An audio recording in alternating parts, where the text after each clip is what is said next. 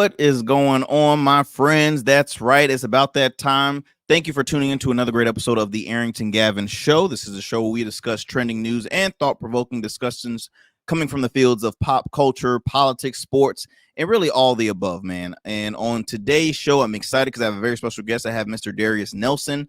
He's a gentleman that I had on a radio show, a weekly radio show that I host called In Your City. I've mentioned that many times here on this program.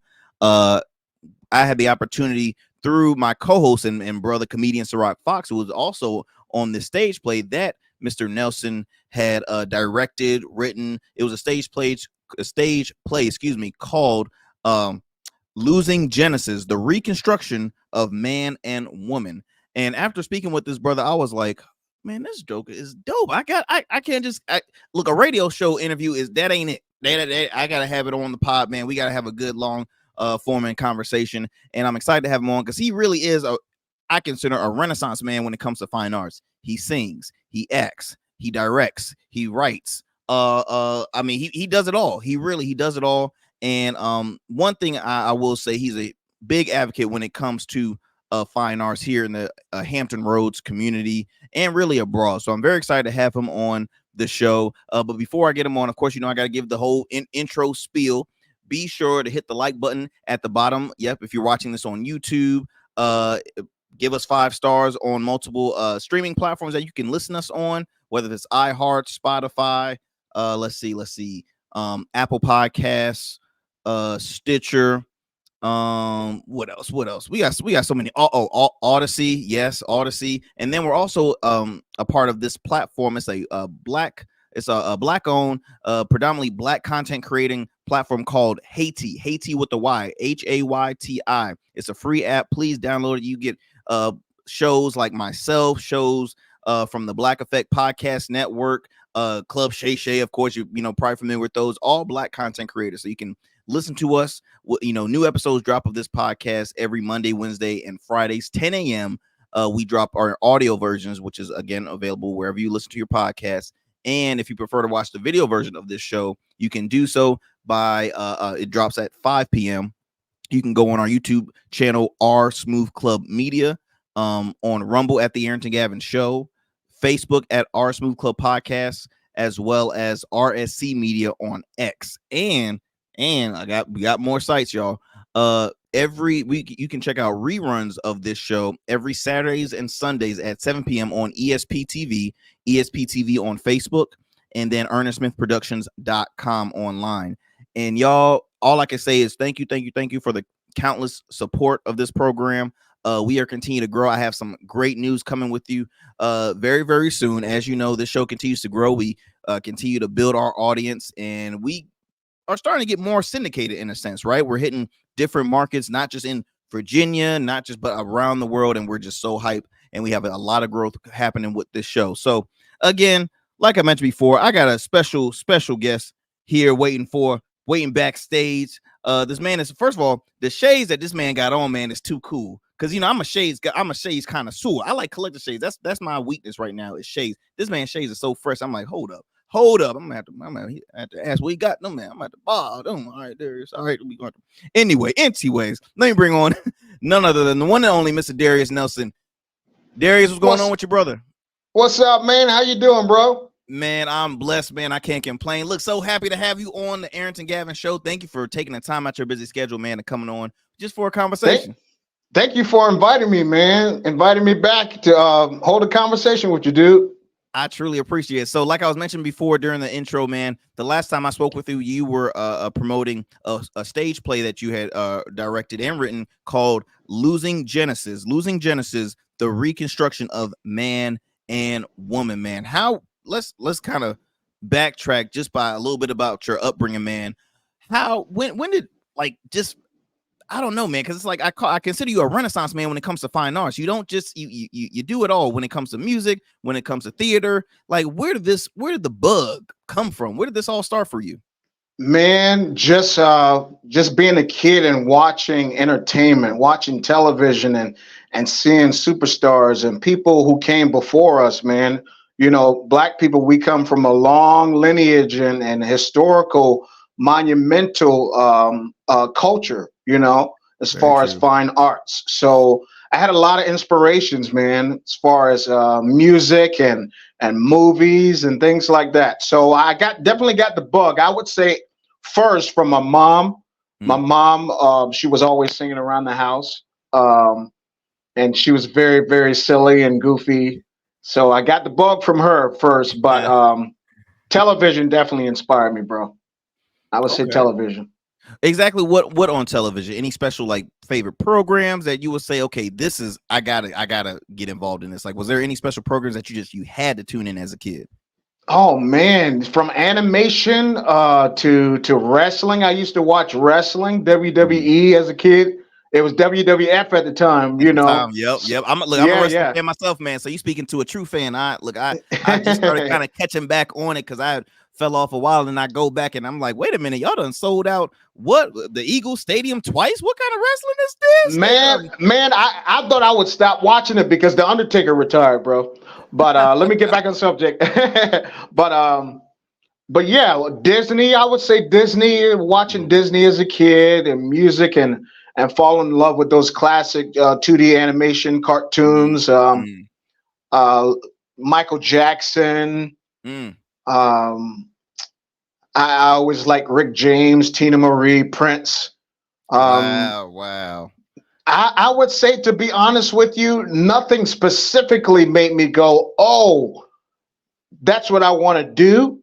Mm-hmm. I Mm-hmm. always was connected to it and always enjoyed entertainment, man. It was one of those things I had to discover, and it came naturally because I Mm-hmm. didn't start doing. I was always singing and doing impressions, cartoon voices when I was younger, and my friends used to say, "Do that voice again," and I would do silly voices and stuff.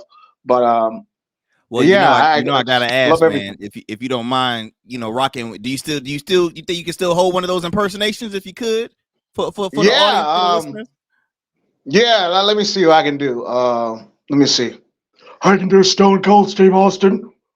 Yeah, give me a hell yeah.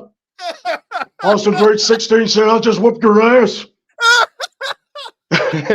That's corny, but you know what I mean? Stuff like that, man. Cartoon kid. Yeah, what's up, Dad? Bugs Bunny, you're Yo, despicable. ah, Yeah, bro, that is man. so that's so dope. See, the only honestly, and look, I'm corny with impersonations because the only one honestly I can always say that I've either will try to do and I do it too often because I'm always tuning into the news. I always do the Trump. It's just I can't That's help it. pretty good, man. I just can't. I can't help it. I can't. Oh, witch hunt. Let me tell you, Yeah. goddamn witch hunt. That's what it is. All right. All right. I digress. I digress. Back to you, Darius, Nelson. There you Daria. go. How's it pronounced? Okay, I got you. That's the only one I like to do, man. And it's just because it starts to be easy, but one thing, man, that is extremely talented, by the way. Because first of all, Stone Cold Steve Austin is not an easy person to impersonate. For one, I think people might have been scared to do it because they took his character real serious. Like he just seemed like that guy. But I mean, Yeah, that is so awesome. The fact that, like you just said, it never was a wow moment for you. It was already in you, and I think that's yeah. very special because I mean, I don't know how old you currently are, man. You look like you moisturized because you look like you're 20, okay, maybe 18. But No, man. I'm about my birthday is coming up May 25th. I'm gonna be 34, bro. go ahead, man. That is I'm gonna be awesome. That 34. is awesome, man. But it's just with all those years, man. It's still a part of you. It's still a part of you, and you've been a part of really, theater, the entertainment, the fine arts here in Hampton Roads for so long. Say fast forward, from your childhood, because you mentioned that your mom was singing around the house, man, and that's one thing. Like I'm a mama's boy. I'm always finding out, like, okay, I want to do either something, what my mom is doing, or I'm always just attached to her right hip. So it's like a lot of her is gonna come out of me, one way or the other. Uh, Yeah. what was I'll say the first moment when you started to get involved in music. When did that occur? Around like which age and all that good stuff. Well, when you're a singer as a boy, as a male, your Hmm. voice has to develop. Your voice changes. You go through puberty. So Hmm. I didn't really discover my voice until I was like 13, and I Mm. didn't really know I could really sing until I became like a teenager. I'm not a confident singer. Wow. For some reason, I'm more. confident when I'm doing singing in the context of a show, like a musical. For some Got you, got reason, you. I am. It just comes out. But I didn't start taking like theater and singing seriously until I went to New York. I went to a performing arts college called AMDA. It's called the American Musical and Dramatic Academy. So Wow, wow. that gave me a lot of training. That was a conservatory school that teaches you, um, gives you the professionalism and teach you about how to conduct yourself as a performer. And, teach Mm, you about auditioning, and I had to take dance classes. I had to take tap, ballet, jazz, all that wow. stuff. And I'm not a strong dancer, but acting and singing was my strength. But they teach you in that school. They teach you how to be grounded and how to Mm, have discipline. For competition, because there's a lot of people out there who's doing performing arts. So you got to be ready if you're gonna be a wow. professional. That is, man. That's who that could be nerve wracking. Because I mean, you saying you were at that. How old were you at that time when you attended this I school? I was 21, man. That was 2011. I went to New York because I was after I came from high school. I was just going with the flow, man. I was going to TCC. I kept dropping out Mhm. of classes because I was taking classes that I didn't want to take. I was taking Yeah. just stupid classes, man. Like I took an Oh, English course. general courses that, and it's so funny because this kind of brings us into. I mean, I'm gonna come back to that conversation, but this kind of brings in a new conversation. That's the cool thing about this show, man. We having a all we missing is some liquor or a drink, just a Yeah, drink to kick back at you. But but literally, when it comes to education, I know how important education is, but I think it's hard. It's hard to find, say, the professor that also believes in the same dream as you, because see, teachers are always taught us to be, make sure we have education, but when it comes to the dream that we want to pursue, they don't have that same mindset that I don't think this is going to work out. And again, I'm all team education 24/7, but I do think that there needs to be a change kind of in the system when it comes to, okay, can I just enter right into my field that I want to pursue rather than, do a general course that's not going to benefit me at all it's going to do is yeah. just raise up my bill. Okay. School is so expensive, man. School is so Yeah. expensive. And a lot of people who go to college, they start off not knowing what the hell they want to do at all. Yeah. They Yeah. have to discover. Everybody don't have the privilege of knowing what they are good at. Hmm. So, I mean, school is definitely a way of taking people's money. So, I advise anybody who go to college to know exactly what you want to do first. Exactly. Exactly, man. How difficult it is, work being in that field of of music, of arts. I'll just say this, just in that field of the arts. How hard is it to I'll just say as far as to make it, man, because there's so many talented individuals out there that, I mean, let's be honest, we'll see I can go to New Orleans, we'll see talented people on the streets showing their talents and this and that. It's like, why aren't you here and not somewhere in bright lights? And why how is the journey, man? How is the journey? Because I know we have a lot of listeners and viewers that are also pursuing, whether if it's music, whether if it's acting, and this, and the journey could be difficult, man. Have you had any uh uh uh has it been easy? I'll just say that. Have you had any falls or anything like that, or has it just been smooth sailing throughout your whole career? It's a roller coaster, and it's supposed to be that way because it humbles you more. I Mm, think if you're going to pursue any type of art, because it's a risk, you got to have the will of a madman, and you have to love it because it's not one of those things that you just up and jump and get an opportunity. You have to fight for it. You mm, have to show people. You have to display that you are capable of being disciplined and being professional because talent is not what gets you through the doors, man. Talent is wow. not it. It's your reputation.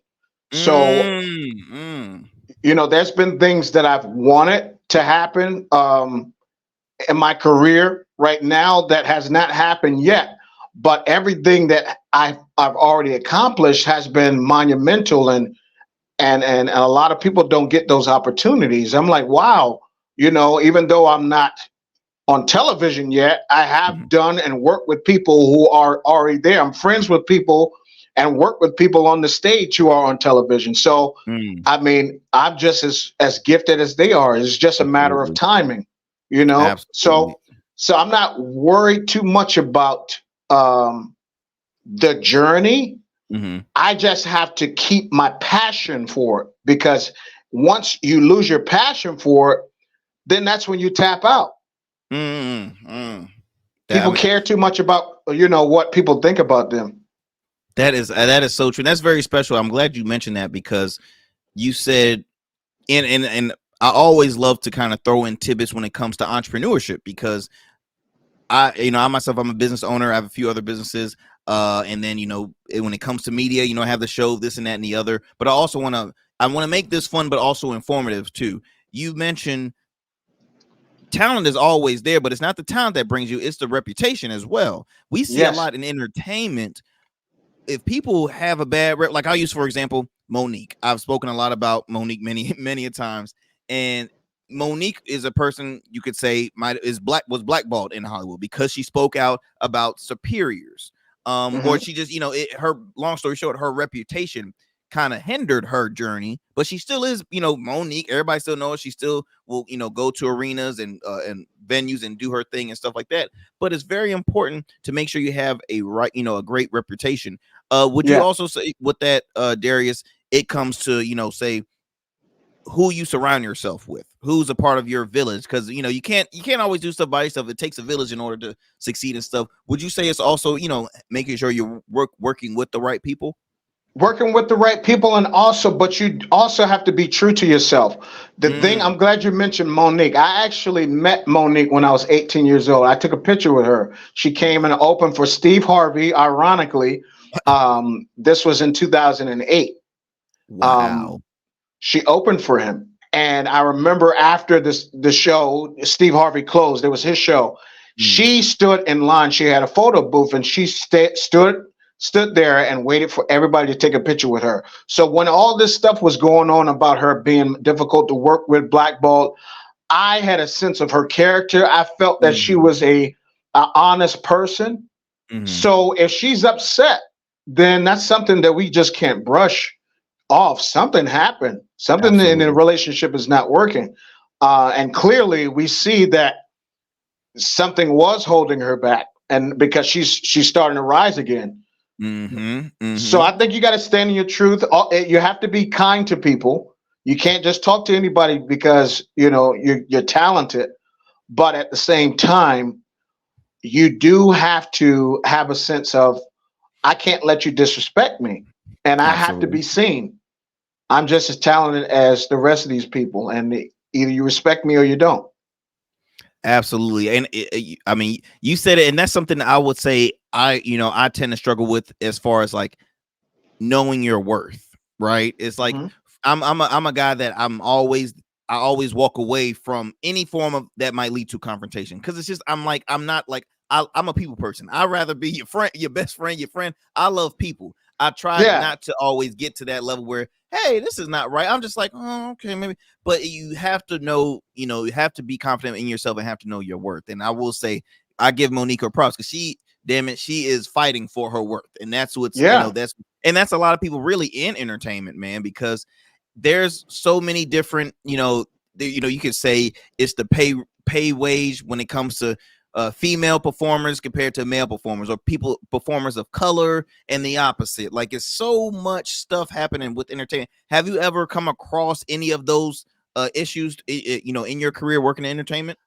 I've seen favoritism, and Mm, that starts very early. That starts very early. People are selective, and people also stereotype you mm, and assume that you are not going to take things seriously. I know as a black man, oftentimes when you work with anybody of a different ethnicity, the mm, first thing that they think, oh, he's going to be late.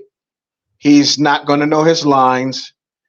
They already have that expectation, yeah, and it's a difficult thing to break because there are people who mess it up for the people who are disciplined. But you have to definitely show people that you're capable. absolutely, absolutely, I man. I think the biggest thing the biggest thing people mess up when they're doing artistry, any type of artistry, they look for validation. And the internet, social media is really, really creating that illusion because people feel like they have to have people to see their art. You just Mm-hmm. have to make the art, You just have create to your make own the art. opportunities. Yeah. Oh, that's a bar right there. You might look, that might need to be a quote of the day right there. Hold on, you have to say. Can you say it one more time for the people in the back, Lord? I don't think they heard. I don't think they heard me. I don't think they heard you, Pastor. You got to make the art, man. Just make the art. You don't have to seek validation from people. That is so true because we live in a society, and you mentioned when it comes to social media, and the first thing that came to mind was like, say, for example, OnlyFans, right? I mean, is Mm-hmm. or even well with social media, it's almost like you can't get followers or famous if you don't do anything idiotic, right? You don't, either whether if it's showing your body, whether if it's doing some stupid mess. I'm an anti-reality show guy, right? I like I like some that has a positive message to it, but as far as for like the Real Housewives or Love and Hip Hop or anything, there's a network, a streaming service called Zeus. Anything on Zeus network, I'm sorry, I can't stand because it gives off the wrong narrative of people in the Black community. And Yeah. it breaks my heart because I'm like, there are so many talented people fighting to have an opportunity to whether to just, hey, look, can I just have 5 minutes with you? No, because they put you in that bubble of like, no, you're a part of Ratchets because, hey, obviously it's a lot of people. There's a whole network right here, and Yeah. it kills me. And I'm like, I can't stand it, man. I just can't stand it. Well, you know what? People got to know the difference between art and marketing. They're two Mm. separate things. Marketing is one of those things where you have to see what people flock to, Mm-hmm. what kind of things people enjoy. People like controversy. So the people, because people know that the business people, the people who are intelligent, Yeah, they know that people like chaos. So they purposely market horrible things very and they true. brush the art to the side purposely. Very true. Very, very true. So, mhm. Oh no, what were you saying, Darius? No, I was just saying it's an illusion. You know, a lot of people don't know the difference between entertainment and what's real, what's true art, and that's the sad thing. Absolutely, absolutely. Look, man, we're gonna go to a quick commercial break. But when we come back, we're gonna continue this conversation with the one and only Mr. Darius Nelson. Like I said, Renaissance man, and when it comes to finding an actor, a singer, writer, he mentioned dancer, tap dancer, and look, a stone cold impersonator. I mean, come on now, that's a first. That's a first here on the Arrington Gavin show. So very excited. So look, y'all don't go anywhere. We will be back with more here with Mr. Darius Nelson here on the Arrington Gavin show. Do not change that dial. Become a man of distinction with Rugged Evolution Beard Care. Order our scented beard oils and beard balms to help you maintain and grow the perfect beard. Order today. Try our men's care products like the full body exfoliating cleansing bars, body wash, smooth stash, and more. Log on to our website or download our app to place your orders. Rugged Evolution Beard Care. We're your luxury but affordable men's care line. And remember, rugged is the new smooth. All right, y'all. We are back. We are back here. Let me see where. Hold on, looking for my. Oh, there he is. There he is. Didn't know where you were. I was like, oh Lord, did the man say, man, fuck this interview? I'm out of here. I got no. Like man, a I had true to wipe artist. my forehead, man. You said what? I got a 5 head. I had to wipe my forehead, man. I got a 5 head. My forehead starts shining. That's why I got this head on, man. Man, I would have blinded you. Let me tell you something. I got the easy paper towels right here. Cause you see look, sometimes this head get glistening. Man, let me tell you something. Aliens be like, hey, look, that's what we think. That's what we laying right there. That's what we laying right there. But look, y'all, I'm joined again with Mr. Darius Nelson. Awesome dude. We were having a conversation just speaking on kind of like how the industry goes when it comes to entertainment and just knowing your worth and all the above. Darius, I want to go more in depth with I've mentioned you literally you act, you sing, you dance, you do it all. What is your what is I would say what is your like your primary love out of all that you have been involved in? What's your primary love? Or what do you enjoy the most? I love making people laugh, man. That's been something that I've been connected to ever since I was a kid, making people laugh and forget their problems. That's what made me fall in love with acting because I realized that it was uplifting people, you know. It's a selfless thing to perform and entertain. A lot of people have the wrong conception about what performing is. They think it's a selfish. They think it's a selfish thing that you get on stage and you are seen by the people, but really you have to be the person who's giving to the audience. Absolutely, absolutely. And you know what? Like comedian George Wallace. George Wallace said, "Hey, look, laughter is the best medicine. I love you, and there's nothing you can do about it." Like I totally agree with you because I myself, I probably go to more comedy shows than I do music concerts. I love music, and you know, I love all genres. I really don't have like a specific. I mean, if I had to, I mean, you know, R&B all day, 90s more 90s, early 2000s R&B. But like, I love music in general. But when it comes to, hey, look, if I'm going to an event or entertainment comedy show, I love comedy. If I was never, if I struggle with stage fright, if I was not so anxious and scared when it comes to crowd, bro, I would love to pursue stand-up comedy. I would love it. I think it's the best job.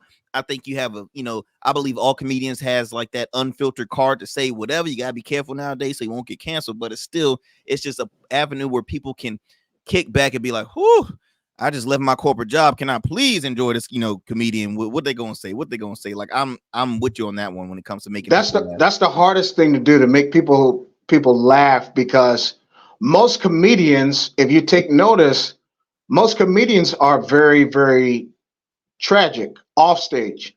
They're very sad people. When they get on stage, it's like it's very therapeutic for them, because they vent. You find out that most of them are very, very intelligent, and that's their way of kind of sharing their thought processes. Which Dave Chappelle is a very intelligent man, so you get firsthand on how his perspective on life, how he sees life is so it makes you want to listen to him, even if he doesn't tell a joke, he definitely he definitely shares his views, and it's always been that way. Even in the 70s, Richard Pryor and George Carlin, Dick Gregory, Red Fox. I mean, like you mentioned, all of them are extremely intelligent, even till this day. I mean, you mentioned Dave Chappelle. He actually is probably in my top two. Number one is Bernie Mac. I was always a Bernie Mac. When people say their top 5 favorite comedians, I always get so pissed off when people don't say Bernie Mac, because Bernie Mac, he's probably like the only person who made me cry laughing. Bro, I'm gonna tell it like a T.I. is. Like, come on, he made his own words, man. Your summer, I ain't never heard of summer until I knew Bernie. Like, it's just, I was so heartbroken when he had passed. I had the same reaction when I first heard that Michael Jackson had passed. Like, really, like, Bernie Mac was that person for me. Love the show. I can rewatch it 24/7 if I can. I rewatched Soul Man, which was his last film. Oh man, that's so funny. It's like he is one of the greatest. Dave Chappelle, number 2. Oh man, I mean, so many comedians. Well, I'm over here giving my top 5. Let me ask you, if you have any, top 5 comedians. If you can, we're very similar, man. Everything you've been saying has been blowing me away, because I was a huge Bernie Mac fan. I was very sad when Michael Jackson died. Everything, like, we're similar. You mentioned George Wallace. That's one of my favorite comedians. So it seemed like me and you like the same thing, man. There you go, man. There you go. I mean, I'm telling you, but to go what you were saying, as far as there's comedians that go through struggles. Like, I mean, if we can't recall, like, oh Lord, Robin Williams. I mean, that just really, like, what he went through this, and you never knew. But if you always, were you about to say, Darius? I said, who would have thought? Who would have thought, man? Not him. Anybody but him. Exactly. I mean, through interviews, he seems like a nice guy, but he's always doing characters. He's always like in character. And it's like, whoa, how is he when does he just settle down? And now you see, it's like he had his struggles. I'm pretty sure Jim Carrey had went through his struggles. Eddie Murphy didn't go through any struggles, but he's a guy that was very quiet. Like, he had a long standing, like, time where he's just like, look, I want to be bothered. I want to be in my house. No, not, very, very soft-spoken guy when he's not on stage and stuff. I mean, there's so many comedians that is, like you mentioned, Dave Chappelle. And I look at all comedians really as just intelligent individuals. Where I'm like, maybe you should run for office or something, because we got some problems happening right now. We got some problems right now. Maybe you should run for office. Exactly. But the crazy thing about it, man, all of those people, the comedians, they have a switch. They do. And I think the most tragic part, besides their personal problems and depression, is that the world thinks that they are like that all the time, that they should be laughing and smiling all the time. Life don't work that way. You're not always happy and cracking jokes. You got to have inspiration. You got to have a reason to laugh. You know, a lot of comedy comes from pain. So I don't think you can tell a joke if you don't understand life. You have to understand life in order to be make people laugh. Very true. Very true. Well, look, man, I want to get your thoughts on, say, entertainment today, like current entertainment.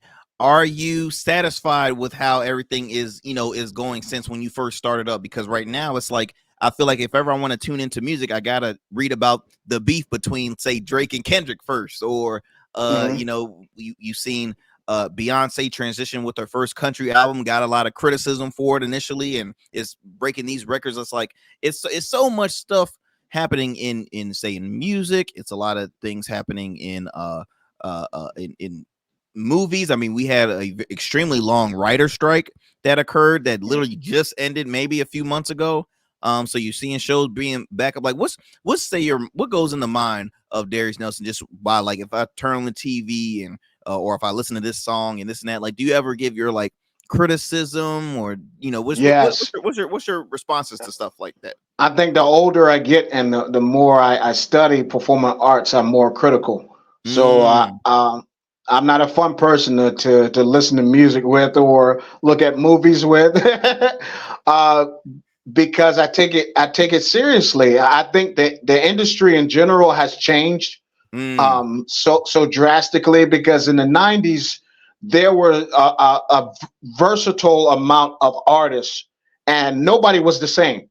Stevie Wonder wasn't like Michael Jackson, Prince. Nobody was the same. But you respected every artist back in those days. I'm talking about just the 90s. Like the 80s and 70s, they were amazing artists, even more. But there's nobody who's iconic anymore.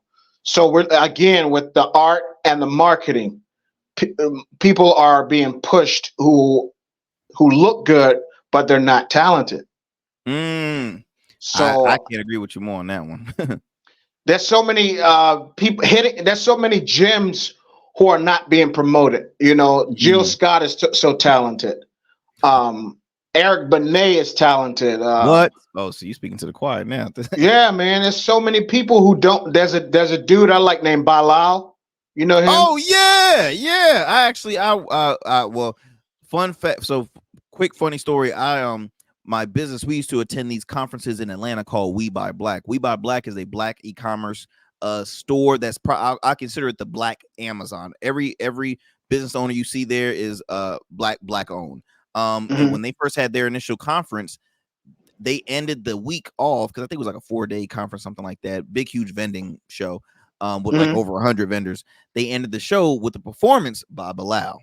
And this was probably after he had just won a Grammy with, I think he did a song with Kendrick. I think he won a Grammy with Kendrick, if I'm not mistaken. But it was somebody he won one with. But he had just, he had a great year. I want to say too, this was after he did the tribute to Prince too, because that's a memorable moment when he did the tribute to Prince during the BET Awards. And he killed it. And so I'm a huge. So you're a big fan of like neo soul, is what I'm listening. I love neo soul. I like all genres of music, but I just respect people who are actually taking the time out to be different and unique, and not so much trying to follow the marketing thing. For instance, Janelle Monáe, when she first came out, I was a huge fan of her, man, because I felt like rock and roll. She's a black woman. You don't see that a lot. And then she took a turn. She decided to be over. She was covered. She was covered. And I'm not saying that she can't express her sexuality, But for what? You have the talent. Yeah. And now that she went in that direction, there's no return. There's no return when you do things like that. It was interesting seeing that change with her because, like, I literally, you remember when she had the tightrope, she was rocking always tucks, but in a different style. Now, I remember she was performing at the Essence recently, Essence Fest, and she flashed a boobie because it was one of her songs she did in the lyric. It was talking about areola, and she's like, and I'm like, oh my, wow. So, yeah. I ain't gonna say how many times I saw it. My wife might be watching. But hey, man, and she showed it. It won't no Janet Jackson moment. It won't no Janet Jackson. Hey, let me tell you something. That cameraman during that Super Bowl, he paused that. He could have went straight to commercial. That man said he knew what he was doing. Man, they know what time it was. That thing they took about 5 minutes. They said he zoomed in too. He probably zoomed in. So this oh my God. That's a pity right now. I'm joking. Let me stop. Yeah. But no, you're absolutely right. That's something I've always noticed too. When you start seeing artists go through a huge transition to like you said, just expose your talent. And you're absolutely right. People like, Eric Benet, Jill Scott. I'm just naming some like neo souls, Kendrick and the Family Soul, or either Lord, what's the Music Soul Child, Like it's when I see a lot of those performers still performing like the smaller venues. Like I think my mom and my aunt went to see Eric Benet over at the Addicts Theater, and I mean that's not a small, but it's still very up close in person. It's very private. He could have had opportunities to change and go pop, and this he's like, no, I'll keep what I'm true to. And when I'm ready, I can, always do certain albums and be featured. But there's so much as far as you have to go with the times and what higher uppers tell you to do. Because let's be honest, pop is a very lucrative genre. Hip hop is a very lucrative genre. And then I'll say maybe country music is third under there. But I feel like pop, you hear the same sound over and over and over again. There's with hip hop, at least I'm not trying to call all female artists that are doing this, but you have Meg Thee Stallion, you have Cardi B, you have Ice Spice. They all twerk, and they all sound the same.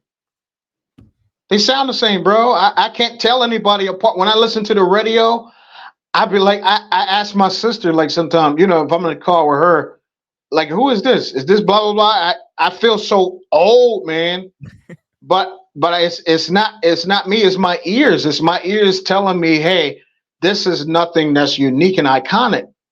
Absolutely, and that's why I'm very big. Say with like guys like Kendrick, right? Kendrick is a gentleman that when I heard his music, I'm like, okay, I've never heard it before. He infuses jazz instruments with his songs. He's very big on speaking about what's going on in the community more than just saying the typical, hey, look, I got biddies around me, I got popping bottles, I do. I mean, that's like, all right, we've heard it before. You party at night, drinking Henny, all that. It's a common theme that occurs in the genre. But I like how he steps out and is more unique with his sound. And is like, okay, look, this is me. This is Kendrick.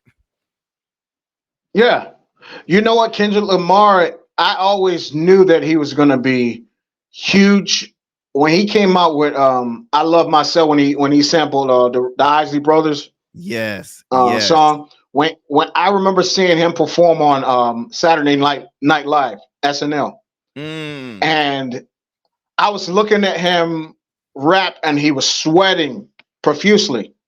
I said, "When the last time you actually seen a rapper that passionate about the words that's coming out of their mouth that they drenched in sweat?"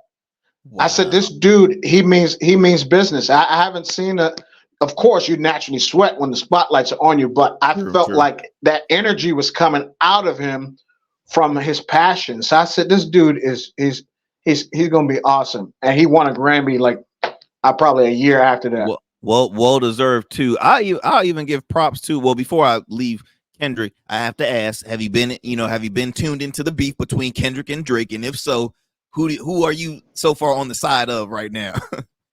It's been everywhere, man. I didn't even get it because it's been everywhere. I didn't even care to even listen to it, but I was tuned in with the Quavo And Chris Quavo and Brown. Chris Brown. I was in tune with that one, but I'm not even going to look up the beef between Drake and Kendrick because I know Kendrick is a better artist. Kendrick is lyrically a genius. I'm not taking anything away from Drake's talent, but anybody who discredits Kendrick Lamar don't know shit about music. They just don't. They don't. And I'm not being what's it called? Biased because I like him, but you have to respect artistry. You have to know what it is. And most people who are not lyricists or rappers, they wouldn't know the difference. But you got to give that man props. Just like people discredit Eminem because he's a white guy. Eminem is very talented. Eminem he paved the way. He opened that door a little wider for white rappers. Let me tell you something. Yeah. Like I'm sorry they were not going to say Vanilla Ice. You paved the way. Look. It was a bop. It was a pop song that he does constantly. But Eminem's style in general, like you said, just take away from him being a white guy. His style, that edginess, that controversial that he will include in his song, like Eminem was that guy. He still is that guy. You know what? I didn't think about that, man. You said he opened up the doors for the white man in the hip. That's true. That's true to me because I felt like they were taking it a little bit more seriously, after he came in the picture. That is very true. That is very true. Because now you see the growth with Post Malone. Who else right now? Machine Gun Kelly, Yellow Wolf, Paul Wall, I think. Paul Wall, yeah. Paul Wall, yeah, and it's another guy. Lord knows, I'm blanking on the name, but he just did White Man Can't Jump like remake. Oh man, curly hair dude. I forgot his name, bro. I'm forgetting his name to save my life. But that's how involved. What you about to say? He's silly. He's kind of silly, right? Yeah. See, no, I ain't about to do this, Lord. I gotta Google it real quick. Because it's gonna bug me. But he is a let me see here. Man, Jack Harlow. There we go, Jack Harlow. Yes. So there's a lot of guys coming up, especially after Eminem. But no, Eminem is that dude, man. And it's just like you mentioned, lyrically, Kendrick's a genius. Just like Eminem and a lot of these other cats. And I like not seeing a pattern. I like not seeing the same old. I'm like, okay, be unique. And I know it can be hard because it's like, okay, look, it's already been done. How can I change? It's already been done. Hey, it's always time for some new listeners, because the times always change. If the times change, then I feel as though like it's always great material to speak on about, because everywhere in our society is always changing, whether it's style, whether it's lingo. I don't know. It's always changing. So we talked about music. Now let's talk about movies, because one thing I feel like is movies are flunking. Like when it comes to certain themes, I'm sorry, it's the same old. Movie theaters have been really struggling right now because with the rise of streaming platforms and certain streaming services and things like that. My wife and I, we still love to attend go to a movie. We like to order popcorn, sit and actually watch a movie. We like watching in the sake of our home as well too. But we like going to the movie theaters. But when I go, man, it's like, damn, nothing looks interesting to watch. Like, and you can predict when you go see a movie, you predict what's going to happen. You know exactly what's going to happen. Exactly. I think the movie industry, it's the same thing with the music. People are finding lazy ways of getting money, and the lazy ways are working because what they're doing, they're repackaging old movies and just redoing them.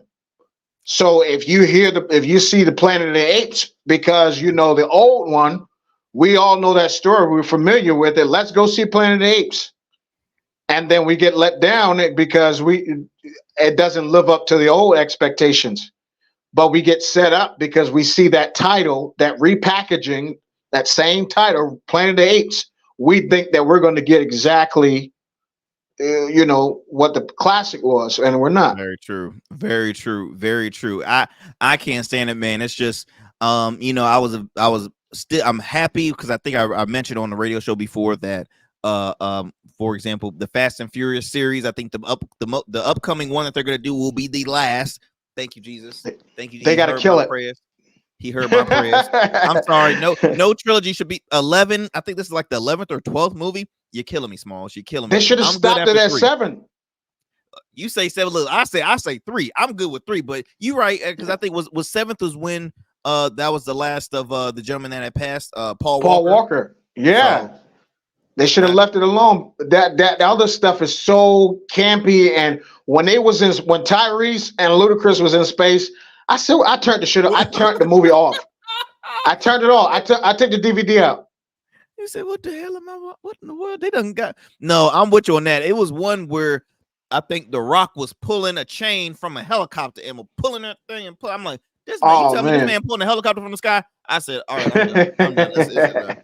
I mean, but seriously, they went crazy with this. So it's like to me that's like a failing franchise. I mean, it's probably making money, but the creativity, the idea, whoever's a writer or director is like what are you talking about now? What is this going on? So when movies like that, action is always gonna occur, action films. I think we see a slight change when it comes to horror films, with people of color in it and like not being the first ones to die off. We starting to last at least 30 minutes to an hour, or either, being the prime main character. So I see an adjustment with that. I think comedy movies, they try to hit on a lot of current issues, but add humor to it. Because there was a film, it was a film called, it had Jonah Hill and Eddie Murphy in it. I'm trying to remember. I know what you're talking about. So I know what you're talking about. But that film was really, talking with the times. Hey, look, I love your daughter who is black. I'm a white Jewish man. And my in-laws, my soon-to-be father-in-law is pro-black. He's Muslim, and it was a great to me segue of explaining what is happening in our current society and all that good stuff. So that was like a great prime film of like, okay, look, you did your homework, you did your research, it was funny, you took some jabs at certain cultures and stuff. That's perfect right there.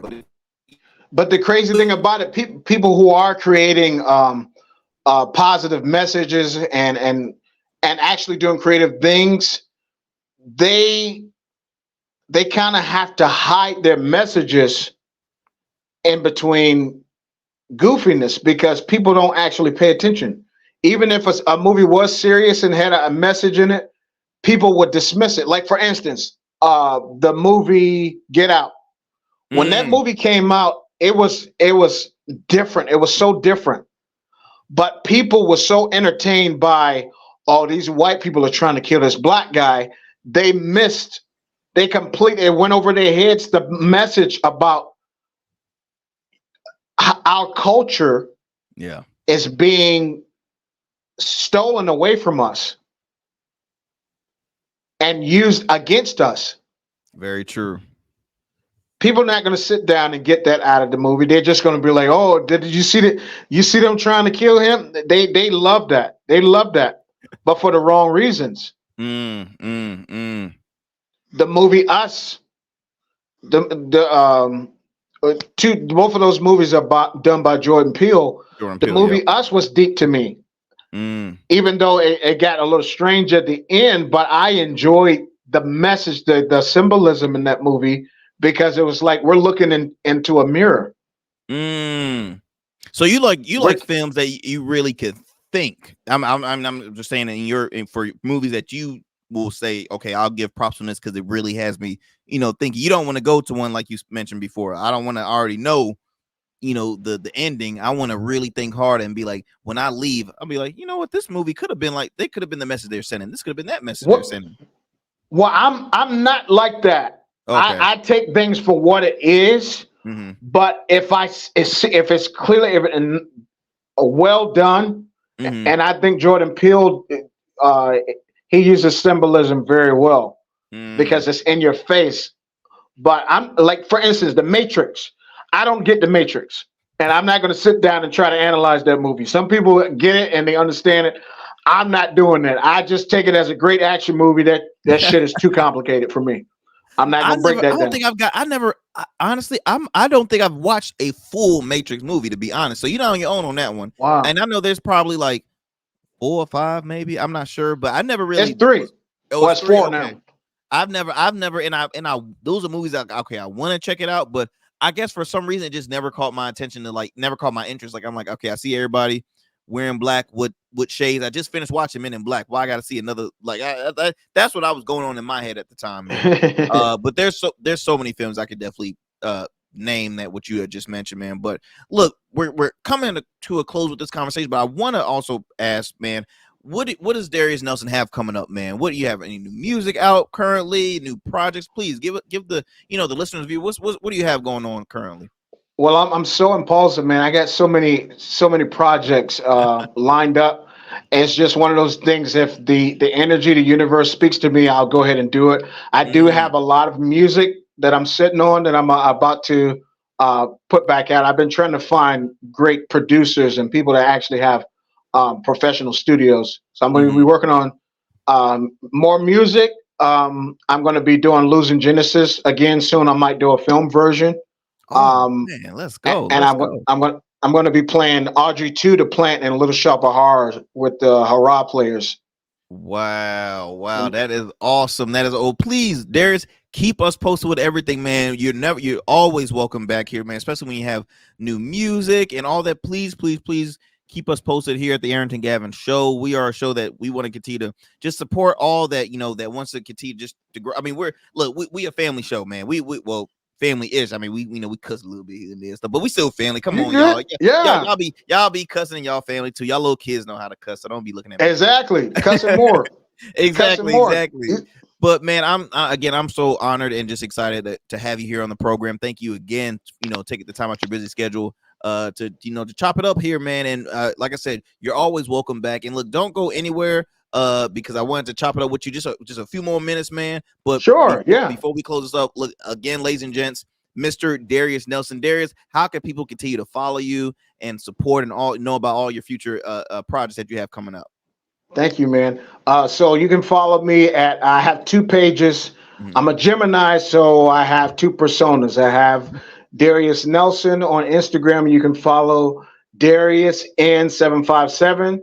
And my second page is my music page. My music persona is Sherrod Marquell. It's Darius backwards. Marquell is my middle name. So you'll see a lot of my quirky, weird antics. Every music, every song, I'm a different character and have different music videos. So you'll see a lot of my stuff there. That is dope, man. Well, again, ladies and gents, Mr. Darius. Now, Darius, don't go anywhere, boss man. But to the audience, y'all say goodbye to Mr. Darius Nelson. Darius, thank you so much, brother. Thank you, man. Look, y'all, I hope y'all enjoyed that great conversation I just had with Mr. Darius Nelson. Like I said, he is a true, again, Renaissance man. You hear all the projects this man has coming up. I mean, just a little bit of everything. And he's writing stage plays, man. My brain is already hurting. Just like look, I know my man need a vacation big time because that's a lot of hard work. But I loved everything about this convo when it comes to his upbringing and what got him involved in music. His take on current entertainment, current musicians and artists in the film industry. I hope y'all learned something from this. I hope y'all learned something for those who are pursuing the music industry or pursuing acting or pursuing theater. I hope y'all pulled some tips from Darius Nelson. And please be sure to follow him on all his social medias. I'll truly appreciate that. And look, we're gonna continue to have him back on because he has a lot of great stuff happening in the future and coming up too. Once again, I hope y'all enjoyed another great conversation here on the Arrington Gavin Show. Be sure to tune into new episodes every Monday, Wednesday, and Fridays. 10 a.m. Eastern Standard Time is when I drop a new audio version of this show. Wherever you get your podcasts, iHeartRadio, Odyssey, Spotify, Apple, Stitcher, the whole 9 yards, as well as if you prefer to watch the video version, those drop at 5 p.m. on those exact same days you see scrolling down at the bottom, 5 p.m. Eastern Standard Time on YouTube at R Smooth Club Media, Rumble at the Arrington Gavin Show. Our Facebook page is R Smooth Club Podcast, and then on RSC Media on X. If you also would like to watch some reruns of the show, you can do so Saturdays and Sundays at 7 p.m. on ESP TV on Facebook and Ernest Smith Productions All right, ladies and gents, y'all be easy, stay blessed. I will see y'all next time. And look, that's all I got. I'm out. Peace.